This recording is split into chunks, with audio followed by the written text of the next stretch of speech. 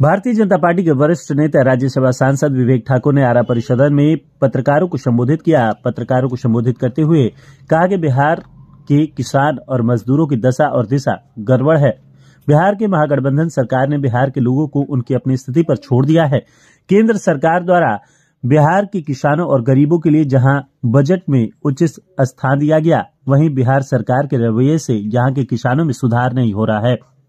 यहाँ के किसान भारत सरकार द्वारा किसान समृद्धि योजना के तहत बिना बिचौलियों के 6,000 रुपए प्रत्येक साल पा रहे हैं। वहीं कोरोना काल से ही 8 लाख परिवारों को मुफ्त में अनाज केंद्र सरकार द्वारा दिया जा रहा है।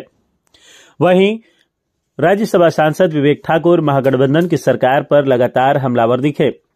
राज्यसभा सांसद ने आगामी 25 फरवरी को केंद्रीय गृह सहकारिता मंत्री अमित शाह के बिहार पटना में आगमन की सूचना देते हुए कहा कि किसान मजदूर समागम के तहत स्वामी सहजानंद सरस्वती जी की जयंती मनाई जाएगी, जिसमें बिहार के किसानों मजदूरों को उचित सम्मान दिया जाएगा। प्रेस वार्ता में जिलाध्यक्ष डॉक्टर प्रेम रंजन चतुर्वेदी, उपाध्यक्ष लव पांडे, सीडी शर्मा, कौशल विद्यार्थी दीपक सिंह, कुमार गौतम, प्रहलाद राय, विजय सिंह, वंदना राजवंशी, नवीन प्रकाश, हरेंद्र पांडे, मिथिलेश कुशवाहा, उदय प्रताप सिंह, अखिलानंद ओझा, संतोष पांडे, संजीव पांडे सहित कई लोग मौजूद रहे। के सभी प्रेस के बंधुओं का मैं स्वागत करता हूं और अभिनंदन करता हूं कि आप इस वार्ता में आए। आगामी 25 फरवरी को शनिवार के दिन पटना के बापू सभागार में एक विशाल एकत्रीकरण है। किसान मजदूर समागम के तहत स्वामी सहजानंद सरस्वती का जयंती समारोह का आयोजन है और जिसके निमित्त भारत के यशस्वी गृह और सहकारिता मंत्री श्री अमित शाह जी मुख्य अतिथि के रूप में आएंगे। यह किसान मजदूर समागम जो है वह एक हटके कार्यक्रम है और खुला संवाद का कार्यक्रम। बहुत अरसे बाद किसान और मजदूरों का सीधा एक कार्यक्रम हो रहा है और जिनका संवाद भारत के यशस्वी गृह मंत्री के साथ होगा। आवश्यकता ऐसी पड़ी क्योंकि किसान को ऐसा लग रहा था कि बिहार के परिदृश्य में जितना उथल पुथल चल रहा है और जिस तरह के यहां राजनीतिक दिशा चल रही है, बिहार एक कृषि और किसान बाहुल क्षेत्र है, लेकिन किसान ऐसा महसूस कर रहे थे कि जैसे कि उनकी प्रासंगिकता ही खत्म हो गई। और काफी हद तक ये सच भी है, क्योंकि अगर उनका ये चिंता है तो चिंता लाजमी है। आप देखिए, बिहार का कृषि का बजट गत साल का 3800 करोड़ रुपए का है और भवन निर्माण का 8,500 करोड़। तो कहीं ना कहीं ये जरूर दर्शाता है कि किसान बिहार सरकार के और उसके मुखिया के सोच के केंद्र बिंदु जरा भी नहीं। बिहार में कृषि दर की बढ़ोतरी 3.7% हुई है। मेरा स्पष्ट मानना है इसमें कि नीति का कोई योगदान नहीं है, किसान का अपना परिश्रम जो है उसी का यह देन है। क्योंकि अगर नीति में कुछ परिवर्तन दिखता तो किसान हर साल जो चक्रव्यूह में फंसता है कि मेरी खरीद जो है पैक्स से पूरी हो जाए, नहीं हो पाता, कभी टारगेट घटा दिया जाता है, कभी खरीद नहीं होता है, तो बेबस होके जो है बाजार में जाके औने पौने दाम में उसको बेचना पड़ता है अपना फसल को। ये व्यवस्था को हमको ठीक करना ही पड़ेगा, लेकिन कभी भी इसका ध्यान प्राथमिकता से नहीं आया। बिहार का जब बंटवारा हुआ और 2 राज्य बने, झारखंड बना, बिहार बना, तो ऐसा माना गया कि सब कुछ चला गया झारखंड में, बिहार में अब सिर्फ किसान और किसानी रह गया। तो अगर इसको मान भी लिया जाता और इसको केंद्र बिंदु बना के बिहार की विकास यात्रा जो भी मुखिया रहे अब तब से लेकर अभी तक अगर बनाए रहते, तो शायद बिहार की एक दिशा और दशा अलग होती। देश का कोई भी प्रगतिशील राज्य ऐसा नहीं है कि जहां किसान और किसानी अगर समृद्ध दिशा में न जा रहा हो और फिर भी राज्य प्रगति कर रहा हो, ऐसा एक भी राज्य नहीं है। महाराष्ट्र का उदाहरण लेंगे, एक नासिक जिला है, अगर 2 दिन वहां से प्याज नहीं आता तो देश में हाहाकार मचता है, एक जिला। गुजरात आप देख लीजिए, तो आपको अगर गुजरात से अगर सरसों तेल ना आए, जो कच्ची घानी के नाम से सरसों पूरे देश में सब लोग खाते हैं, तो आपको पता है कि क्या हाल हो सकता है। मध्य प्रदेश जो एक पिछड़ा राज्य था, आज कितना आगे निकल गया है कि आईटीसी का आशीर्वाद आटा हर एक आदमी घर में खाता होगा, वो भी आटा वहीं पे बनता है, वहीं से आता है। हमारे जमीन में और किसान के परिश्रम में कोई कमी नहीं, लेकिन दिशा विहीन पूरा जो है एक व्यवस्था है जिसके चलते जो है हम कहीं भी नहीं है।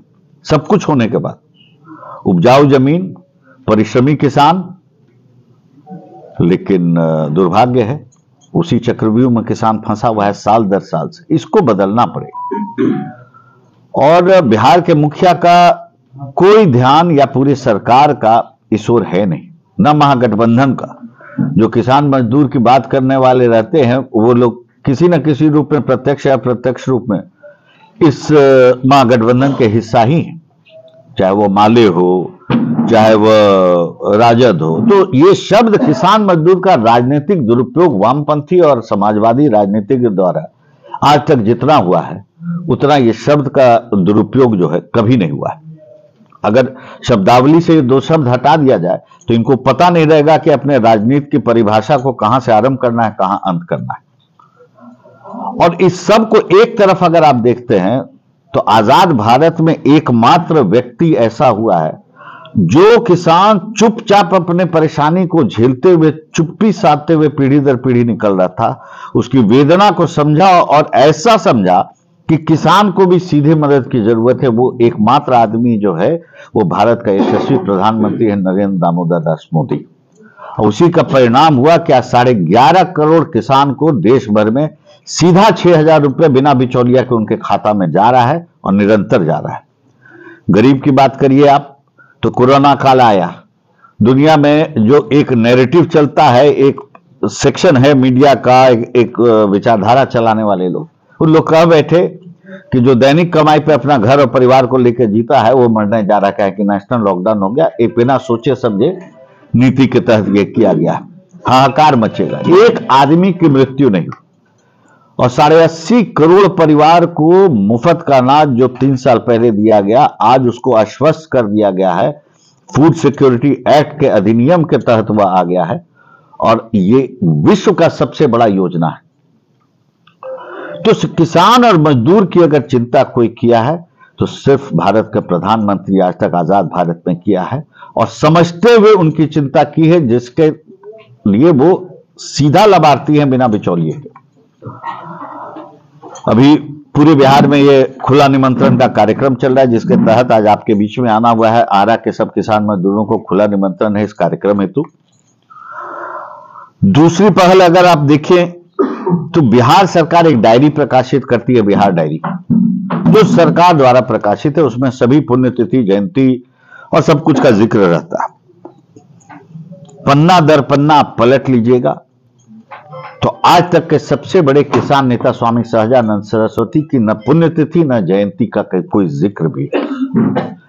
एक प्रतिष्ठित प्रतिष्ठान जो बिहार में आज तक उनके आदर में अगर बना हो, ऐसा नहीं है। पटना में 7 बार मूर्ति की घोषणा हुई तो एक बार निजी प्रयास के बाद पटना के एक टहलने वाले पार्क में स्वामी सहजानंद सरस्वती का एक मूर्ति को स्थापित किया गया। तो ये तो पूर्वाग्रह है। और विडंबना यह है कि हम अपने विभूति को जब अनादर करेंगे तो प्रगति तो हम कर नहीं सकते।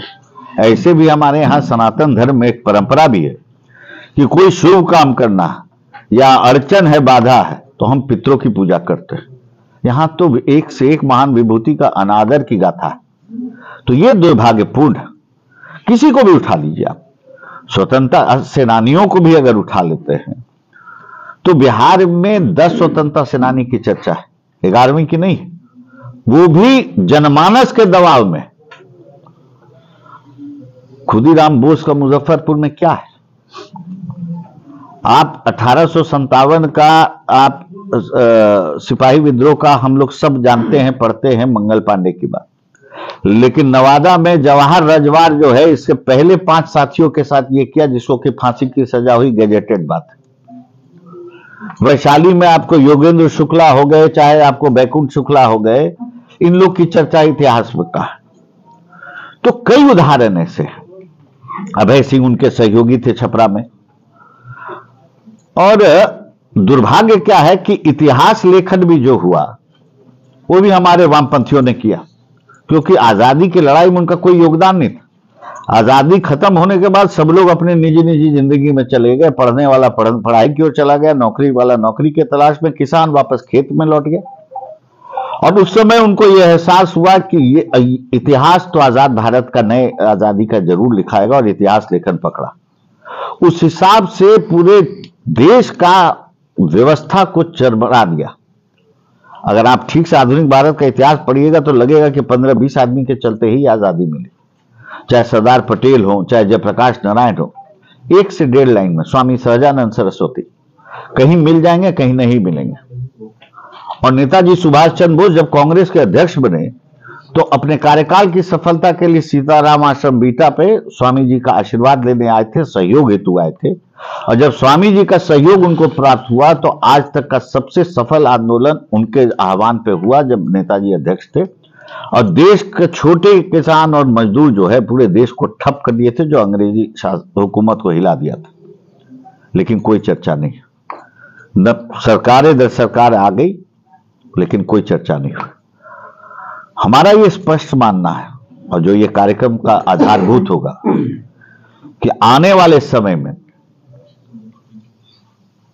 जो भी बिहार की सरकार बनेगी, केंद्र बिंदु किसान और किसानी को प्रगतिशील दिशा देने की ओर बढ़ाते हुए ही बिहार की नई विकास यात्रा लिखना है। उसमें जाति पाति से ऊपर उठ के हम बिहारवासी, नौजवान, किसान सबको मिलके महिला सुरक्षा, एक नए बिहार की कल्पना करते हुए हम आगे जाएंगे। और इसी का आह्वान और आगाज जो है एक खुले संवाद के माध्यम से आगामी 25 तारीख को होगा, और जिसमें शरीक होंगे भारत के यशस्वी गृह और सहकारिता मंत्री। सर, जाति पाति से उठ करके एक जगह लाने की बात कर रहे हैं, और बिहार में इन दिनों एक ट्रेंड बन गया है कि जो भी राजनीतिक पार्टियां हैं वो अलग अलग अपने संगठन को, अपने जाति को लेकर के बैठक बुला रही है, इस तरीके के समागम में बुला रही है। तो सर, ये कैसे माना जाए कि जाति बांट करके, मतलब एकत्रित करके राजनीति की जा रही है? अभी तक तो यही लग रहा है कि जाति को बांट करके राजनीति बिहार में की जा रही है। देखिए, भारतीय जनता पार्टी तो कभी जाति आधारित राजनीति की नहीं, न कभी की है, न करेगी। हम तो विस्तृत समाज के दृष्टिकोण से हर चीज को, चाहे नीतिगत योजना हो, चाहे उसको लेकर 11.5 करोड़ किसान को अगर आज 6,000 रुपए मिल रहा है तो कोई जाति चिन्हित करके तो नहीं मिल रहा है।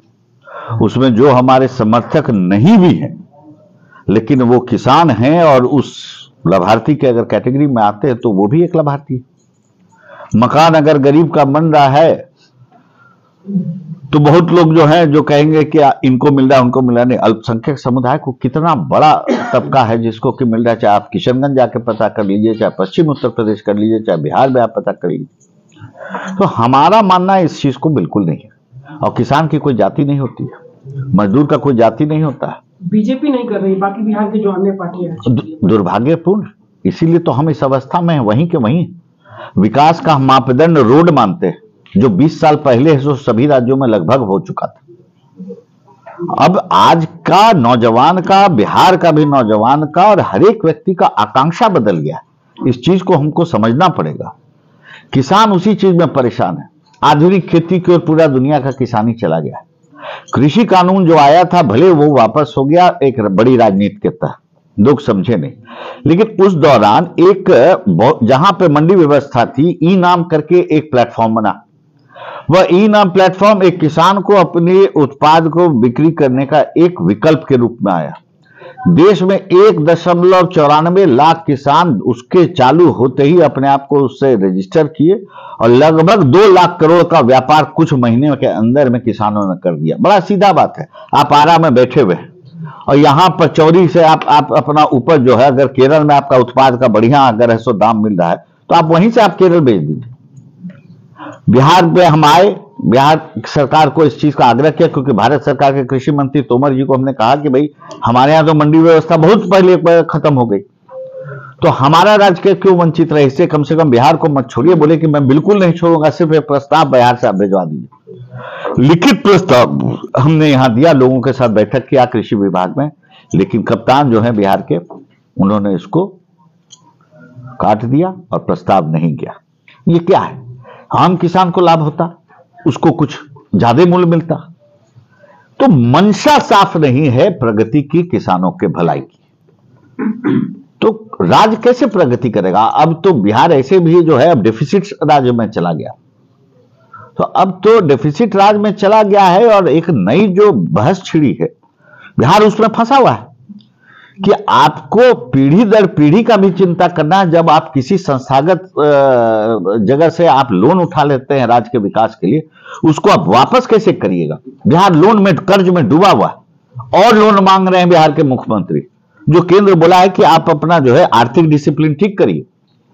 आज नहीं पता चलेगा 20 साल के बाद हमारी जो नई पीढ़ी आएगी वो भुगतेगा। जिस तरह से बगल के आप देशों को देख रहे हैं कि अव्यवस्थित रूप से लोन लिया, आज वहां पर मारामारी है, खाने पर किल्लत। सर, जाति से जुड़ा हुआ एक और सवाल है कि जो अभी बिहार में जातिगत जनगणना सरकार के द्वारा कराई जा रही है, उससे कितना लाभ यहाँ के आम जनता को मिलने वाला है? ये तो वक्त बताएगा, देखा जाए। सर, बीजेपी का क्या मानना है इसमें? गलत हो रहा है? देखिए, जातिगत जनगणना का तो सबने समर्थन किया है, तो हम तो उससे परे हैं नहीं। लाभ क्या होने जा रहा है, ये मुख्यमंत्री पे बिहार की जनता विश्वास कर रही है। तो अब तो उन्हीं को परिभाषित करना है कि लाभ क्या होगा। तो हम लोग तब तक इंतजार करेंगे कि क्या लाभ वो देने वाले हैं जनगणना के बाद बिहार को, बिहार की नई पीढ़ी को, सभी को क्या मिलेगा। ये तो एक बार फिर से बांट दिया जाएगा जाति, जिसकी जाति। देखिए, एक बात समझ लीजिए, बिहार का नौजवान प्रगतिशील सोच का हो गया है। दुर्भाग्य क्या है कि बिहार की राजनीति और राजनीतिज्ञ इसको वहीं पे 50, 60, 70 के दशक में फंसा के 80 के दशक में रोकना चाहते। लेकिन नौजवान आधारित ये राज्य है, उसको पता है। और जो 45% आबादी का यहां से जो है माइग्रेशन होते रहता है और आते रहता है, वो देख रहा है ना कि दुनिया कहां आगे बढ़ रही। बिहार एकमात्र राज्य है जो जातीय जनगणना की राजनीति में फंसा हुआ है। रामचरितमानस का यहाँ पे जो है अब तिरस्कार आरंभ हो चुका है। तो ये सब हो क्यों रहा है? आप एक चीज समझिए, जनता इसको नहीं स्वीकार रही है। प्रयास बहुत अथक चल रहा है कि जातीय विभाजन हो जाए, खंड खंड में बिहार में कुछ तनाव हो जाए, लेकिन कोई फंस रहा है। समय बदल गया है।